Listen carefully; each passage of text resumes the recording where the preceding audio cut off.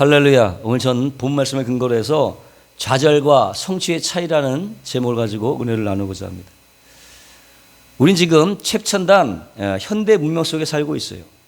그 중에 것은 바로 컴퓨터죠. 컴퓨터가 없을 때는 한 달이나 걸려 하던 일을 지금은요 순식간에 컴퓨터가 다 처리해버리죠. 그래서 그 당시에 미래학자들은 앞으로 사람들이 더 많은 성취감을 맛보며 살게 될 것이다 이렇게 예언했어요. 사실상 그러나 컴퓨터 능력을 부인할 사람은 아무도 없습니다. 이제 더 이상 컴퓨터 없이 살 수 없는 사회가 됐어요. 가정에서 학교에서 또 직장에서 컴퓨터가 없는 것이 없어요. 심지어는 컴퓨터를 손에 달고 다녀요. 스마트폰 들고 다니는 입장이니까. 다니는 자동차에도 컴퓨터가 내장되어 있고, 심지어는 애들 장난감에도 컴퓨터 장치가 다 달려 있어요. 그러나 과연 미래학자들의 예언대로 정말 이전보다도 이 사람들이 더 많은 성취감을 정말 누리면서 살겠는가, 살아가고 있는가라고 하는 것입니다. 미국의 실리콘밸리 하면 그야말로 그 컴퓨터 천국이라고 알려지는데 대부분을 컴퓨터가 다 처리해요. 그런데도 불구하고 여전히 사람들은 일주일에 70시간, 하루에 14시간씩을 일을 합니다. 적은 시간이 절대 아니죠. 그래서 거기서 얼마 떨어지지 않은 곳에 스탠퍼드 한 대학생이 죽었어요. 왜 알아보니까 2주 동안 아무것도 안 먹고 그냥 컴퓨터만 20시간 매달려 있다가 그냥 죽은 거예요. 오늘 본문 말씀은 우리에게 두 가지 삶의 모습을 보여주고 있는데, 하나는 좌절에 이르는 삶이고 또 하나는 성취에 이르는 삶입니다. 본문을 보니까 야훼께서 집을 세우지 아니하시면 세우는 자의 수고가 헛되고, 야훼께서 성을 지키지 아니하시면 파수꾼의 경성함이 허사로다. 너희가 일찍 일어나고 늦게 누우며 수고의 떡을 먹음이 헛되도다 라고 말씀하고 있어요. 과연 헛된 삶의 특징이 무엇이냐? 사람들은 자꾸만 뭔가를 하고 싶어하고 뭔가 이루고 싶어하는 거예요. 솔로몬 역시도요, 뭔가 좀 내세우고 싶고 뭔가 좀 자랑하고 싶고 뭔가 자기 것을 좀 보호하고 싶은 인간적인 욕구가 있었던 사람이었습니다. 대단한 성취욕을 갖고 있던 사람이었어요. 아버지 다윗 왕조차 건축하지 못했던 성전을 건축했잖아요. 모두가 부러워할 만한 지식과 덕성을 갖췄고, 거기다가 명예, 부, 권력 세 가지를 한꺼번에 거머쥔 사람이에요. 정말 세상 누가 봐도 부러워하지 않을 수 없는 사람, 대단한 성취를 이뤄낸 사람, 그야말로 세상적인 성공을 이뤄낸 사람, 그게 바로 솔로몬이었습니다. 근데 그의 입에서, 그의 성공한 자가 그의 입에서 나온 첫 마디가 성공의 말이 아니라 좌절의 말이다. 헛되도다, 헛되도다, 허사로다. 아무리 인간이 대단한 것을 성취하더라도 결국은 그 끝은 좌절로 끝날 수밖에 없다고 말하는 거예요. 누가 없다면? 그곳에, 그 일에 하나님이 계시지 않는다면 좌절인 거라. 그러니까 모든 인간적인 성취는 자신의 힘에서 비롯이다. 삶의 모든 성패와 성패는 다 내 노력과 내 재능에 달려있다고 생각하는 거예요. 내 가정을 누가 지키고, 내 사업을 누가 지키고, 내 인생은 누가 지키고, 내 미래는 누가 과연 설계하는가? 그냥 내 힘으로 하는 거야. 내 힘으로. 입으로는 하나님의 성호를 외치지만은 정작 자신의 삶에 있어서 하나님의 존재를 인정하지 않고 그냥 내 능력, 내 자신만 믿고 노력해야 된다고 생각하며 살아가는 사람들, 그 사람의 결론은 결국은 좌절이라고 지금 솔로몬은 얘기하고 있는 거예요. 사실 솔로몬처럼 집을 많이 지은 사람도 없습니다. 7년에 걸쳐서 하나님의 성전을 아름답게 지었죠. 그리고 14년 동안에 자신의 왕궁을 지었는데 정말 아름답게 지었어요. 한마디로 건축 전문가였어. 그런 그가 얘기하는 것입니다. 하나님이 집을 세우지 아니하시면 헛되도다. 하나님이 집을 세우지 않으면 헛되도다. 그리고 그가 자신이 가지고 있는 모든 것들을 보호하려 하는 사람이었어요. 많은 노력했던 사람이에요. 최근 고고학자들의 발견에 의하면 옛날에 솔로몬 궁전을 발견했는데 지금은 다 없어졌어요. 성문만 좀 남아있는데 그것을 보니까 그 성문이 사중문으로 돼 있어. 성이 사중문으로 돼 있는 거야. 그 의미는 뭔지 아세요? 성문 하나를 파괴하고 점령하기 위해서는 수백 명의 목숨이 희생돼야 되는 거야. 공성전을 벌일 때 그냥 몇백 명이 죽어가면서 성문 하나를 이루는 거야. 그래서 결국 수백 명의 목숨을 잃어가면서 성문 하나를 잡았어. 그 성문이 또 나타난 거야. 또 수백 명의 목숨을 잃어가면서 또 하나를 점령하는 거야. 또 나타난 거야. 세 번째 문. 그래서 어떻게 또 수백 명의 목숨을 잃어가면서 세 번째까지 문을 점령했는데 마지막에 또 나타난 거야. 김 빠는 거지. 또 뭐가 나올 줄 모르는 거예요.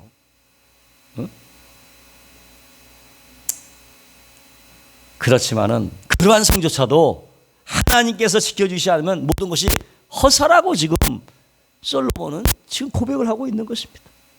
근데 그 말대로 지금은 성전과 궁전 다 돌 하나 남지 않고 다 파괴돼 버렸어요. 흔적도 없이 사라졌어요. 뿐만 아니라 하나님 없이 자신의 인생을 책임진다고 하는 사람들, 그런 사람들의 모든 수고가 좌절로 끝날 수밖에 없다. 너희가 일찍 일어나고 늦게 누우며 수고의 떡을 먹음이 허사로다.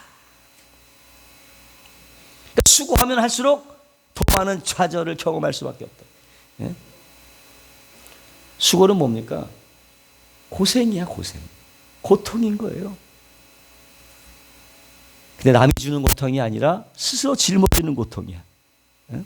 그 수고라고 하는 거는 내 사업을 내가 일으켜야 되고, 내 가정을 내가 지켜야 되고, 내 목회를 내가 이루어야 되고. 그러니까 누가 고통을 주는 것이 아니라 스스로가 그 고통을 초래하고 있는 거예요. 조지 루카스 하면은 스타워즈로 유명하죠. 지금 시리즈가 계속 나오고 있어요. 네? 그가 자서전을 냈어요. 30년 동안 자신이 읽어낸 사업의 마지막 부분에 가서 몇 문장으로 이렇게 요약을 하고 있어요. 나는 쉴 줄도 모르고 열심히 성공하기 위해서 달려간 인생을 살았다. 자신이 무언가를 이루어야 된다고 생각하면서 불철주야 뛰는 인생을 살았다. 그리고 억만장자가 되기 위해서 모든 것을 바친 일생을 나는 살았다. 그 결과 나는 아내와의 관계가 잃어버리고 자녀 간의 사랑도 포기해버렸고 결국 나는 슬픔과 좌절을 심으며 내 마지막 인생을 이렇게 비참하게 살아가고 있다. 이게 결론이에요. 그 사람들 보기에 성공했던 그 사람의 입에서 나는 비참하게 살아가고 있다. 그게 결론이었습니다. 하나님이 아닌 내가 내 인생의 주인 되어서 일한 모든 수고들, 그건 결국 성취가 아니라 좌절과 실패로 끝날 거라고 지금 솔로몬은 얘기하고 있는 거예요.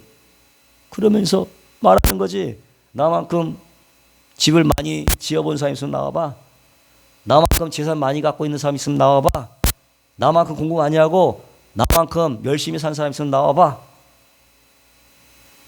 내가 이 모든 수고를 다 해봤지만은 하나님이 계시지 않은 그 모든 수고와 투자, 사업은 다 좌절로 끝난다는 헛된 것이었다. 그렇게 지금 솔로몬은 주장하고 있는 것입니다. 한마디로 하나님 없이 한 모든 일은 다 좌절과 실패다. 그럼 과연 우리가 어떻게 살아야 성취하는 인생을 살 것이냐, 정말 진정으로 성공한 인생을 살 것이냐 말합니다. 그러므로 야훼께서 그 사랑하시는 자에게 잠을 주시도다. 잠을 주시도다. 근데 이 말을 잘못 이해하면 안 됩니다. 일하지 말고 잠만 자라는 얘기가 아니죠. 그런 얘기가 아니라 태도의 변화예요.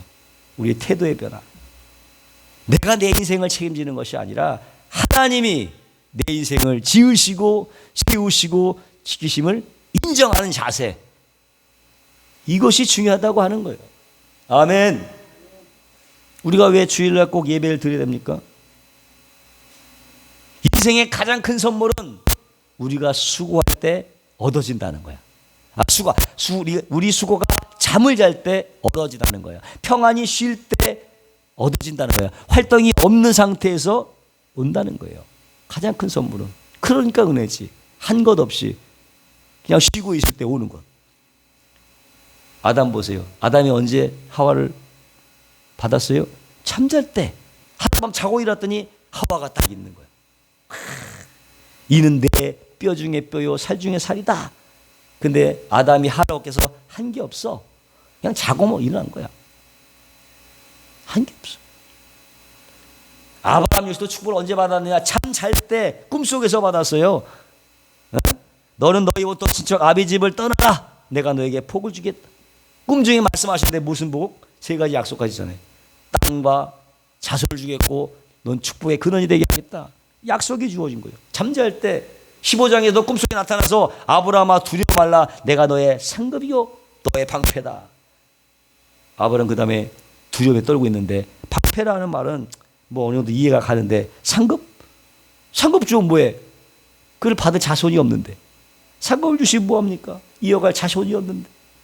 그러니까 하나님께서 그 밤에 아브라함을 데리고 나서 저 하늘에 무뼈를 봐라. 너의 자손이 이와 같이 될 것이다. 15장 6절에 아브라함이 이를 믿음에 하나님이 이를 그의 의로 여기시는지라. 문제가 해결된 것입니다. 또 다른 문제를 하나님이 꺼내는데, 아브라함아 내가 너에게 땅을 주겠다. 땅을 줄 거야. 제가 하나님 그 말 어떻게 믿습니까? 그래? 그럼 양과 염소를 준비해라. 그래서 재빨리 가서 양과 염소를 잘라서 반을 쪼갰어요. 왜냐하면 그때는 반을 쪼갠다는 인간 도장을 찍는 거, 계약 당자다가 줄에 쪼개는 그 사이에 거기서 계약이 완성되는 거예요. 한마디 인간 도장을 딱 준비했는데 징작 찍은 건 누가? 하나님이 찍으신 거예요. 자기가 잠자는 동안에 하나님이 그냥 찍으신 거예요. 하나님이. 무슨 뜻입니까? 이 축복은 너가 잘 때에 나의 은혜로 얻어지는 거다. 너의 노고로 되는 게 아니야. 아무것도 하고 있지 않을 때에 잠잘 때 주어진 것입니다. 여호와께서 그 사랑하는 자에게는 잠을 주시는도다. 내가 스스로 무엇을 하는 것이 아니라 하나님과의 릴레이션십이죠. 관계를 말하는 거예요. 사랑하는 관계, 사랑하는 자, 이게 주는 거예요. 그 관계가 중요하지. 하나님과 사랑의 관계를 맺고 있어야 되는 거예요. 그런 자에게 주시는 거예요. 자식은 야훼의 주신 기업이요 태의 열매는 그의 상급이로다. 젊은 자의 자식은 장사의 수중의 화살과 같으니 이것이 그 전통에 가득한 자는 복이 있도다. 저희가 성문에서 그 원수와 말할 때에 수치를 당치 아니하리라. 무슨 얘기입니까? 자식만 많이 나란 얘기가 아니죠. 자식만 하는데 예수님도 자식이 없었고 사도 바울도 자식이 없었어요. 네? 우리의 축복은 뭐냐? 물질의 소유가 아니라 사람을 얻는 거지. 사람이 축복이에요. 내가 낳은 자녀가 됐든 뭐 이웃이 됐건 누구간에 인생의 가장 큰 성취의 비결은 물질에 집중하는 것이 아니라 사람에게 집중하는 거예요. 사람에게 집중하라. 우리는 어떻게 해요? 사람에게 집중해요.